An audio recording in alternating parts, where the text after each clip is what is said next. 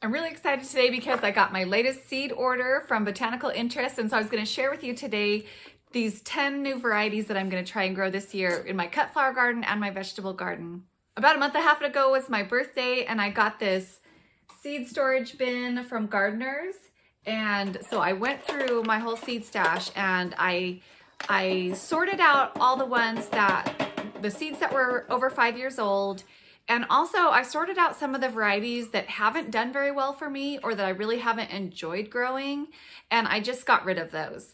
But I still needed just a couple more things to add to the excitement of growing my garden this year. So now I'm gonna show you what those ones are that I got. Okay, these first couple are some cut flower varieties. And the first one I got is the Cotton Candy blend of Status.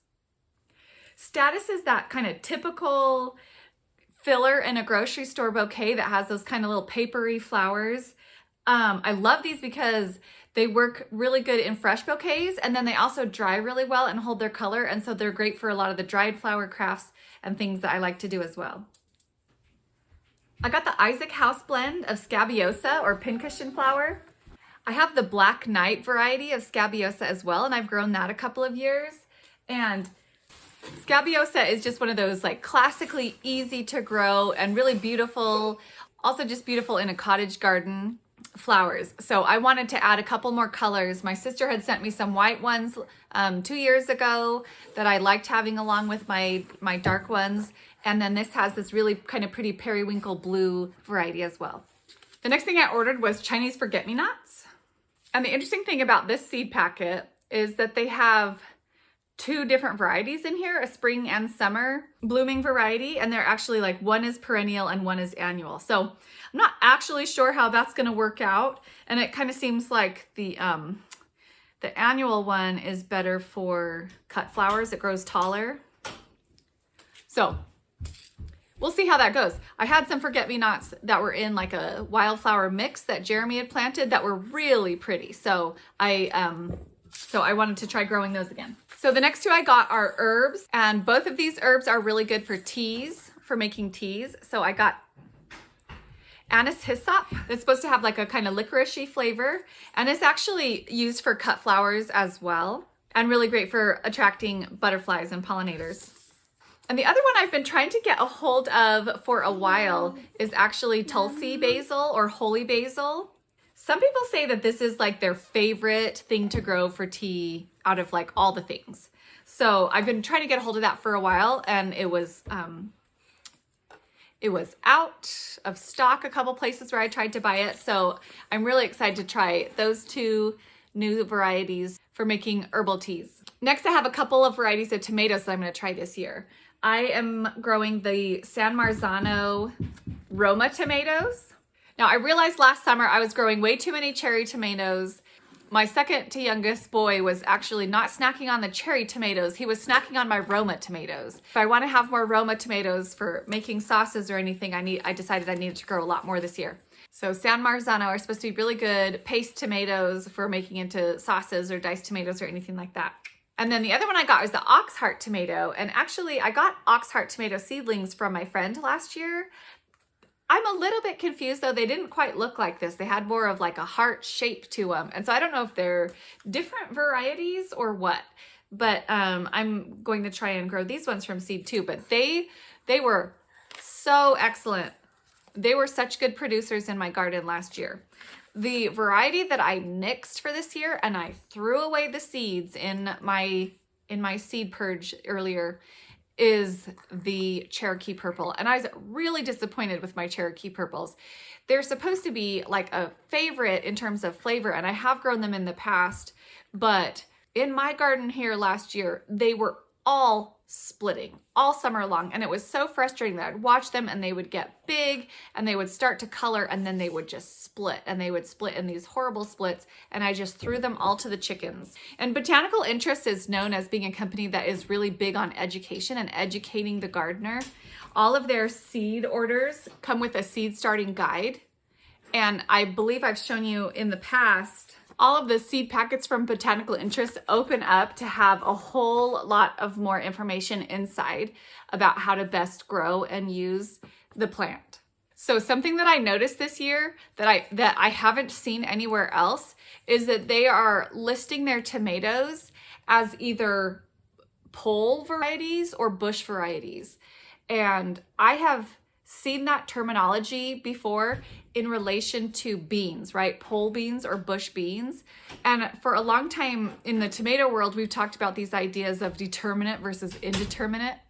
And I'm to the point now where I understand the difference between determinate and indeterminate, but for a long time that was really hard for me to remember what kind of tomato is what.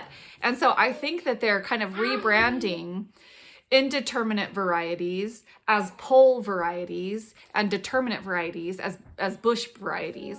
And I think that that is really smart, and I think that really helps make the growing of these crops more accessible to average folk who may be, having trouble keeping up with all the terminology of things that you need to know to get into gardening. So both of these varieties are pole varieties, which means I need to leave plenty of space for them to grow nice and tall. Next, I ordered this squash, Durrani squash. Honestly, I just needed a zucchini variety and just kind of picked this one out of the mix. I struggle with zucchini because of the squash bugs that we get here, but one way to help with that is this has a very short 50 days to maturity. The faster I could start getting a crop, then the more likely I am to get a crop before I start dealing with squash bugs. So that was my thought for that variety. Same thing with my sweet pepper choice. This is the Orange Sun sweet pepper, and I've tried I believe it's California Wonder is one that a lot of people grow, and I've tried that a number of times, and I just haven't been wowed with it, and maybe it's all circumstances, but I figured I just want to try something else. Any of these colored peppers like this, they can also be picked at the green stage. If you want a green pepper, they can also be picked at the green stage before they color, if you're looking for that in a particular recipe or something. And the last thing I got is actually the first thing that I'm going to be planting, yellow sweet Spanish Utah onions.